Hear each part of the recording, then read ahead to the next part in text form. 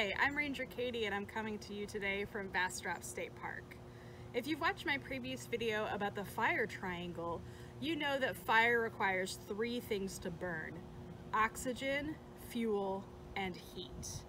But there's also a fire behavior triangle, or how a fire acts while it's burning.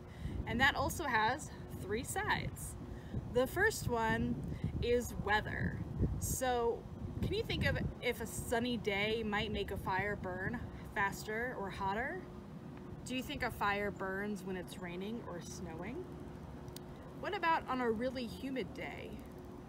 Or on a day when the atmospheric pressure is really unstable, or when it's really windy? A fire will burn differently on all of those days. And so it's important for firefighters to actually study the weather not only before a fire, but also during a fire as well. The second part of that triangle is fuel. So things in the forest burn differently depending on how large they are or how dry they are. Which do you think would burn faster? A clump of pine needles or one of the pine trees behind me? If you thought pine needles because they're smaller and lighter, you would be right. Grass catches fire easier than a big tree, for example. The third thing that influences fire behavior is the landscape or the topography of the land. That means if there's hills or valleys, streams or rivers, is it flat or is it a gently rolling landscape? Or are there big mountains and big valleys? All of that will change how a fire behaves. I'm going to show you how both weather and topography influence how a fire moves. I want to remind you to please not to try any of this at home. I've been trained as a wildland firefighter. I have water close by and a fire extinguisher that I know how to use. So we are taking the safety precautions. Please don't try this.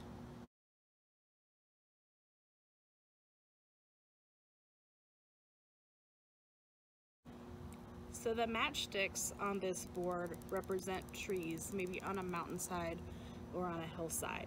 And what I'm going to do is I'm going to light some on the bottom so you can see how the fire moves up the slope.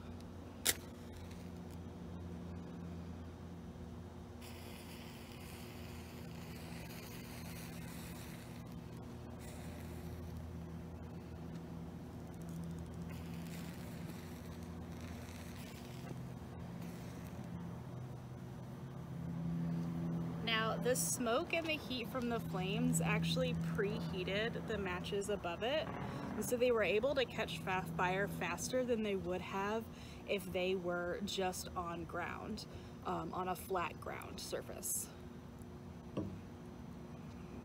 Now we're going to look at how wind affects how a fire moves through a forest or through a grassland. Now, if you look at the grass in my hand, you can see we actually have a slight natural wind today. It's not a lot, but even just a little bit of air movement can help stoke a fire. So this burn board has our matches all on a flat plane. So this is maybe what it might look like if there's not a lot of hills or you're not in a mountain area.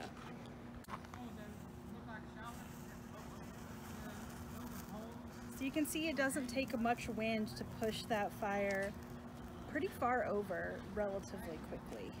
And it's going to continue burning until it runs out of fuel, in which case for a match, that's everything at the top plus some of the matchstick as well. But it will burn out on its own. And you can see that if I just lit a match by itself, it burns out pretty quickly as well. And that wind didn't influence it too much. So those three sides of the fire behavior triangle, weather, topography, and fuel, all influence how a fire acts and behaves everywhere it burns, whether that's a forest or a grassland, mountains, hills, everywhere you go where fire is a natural part of the ecosystem, those factors will influence how it actually moves through that landscape.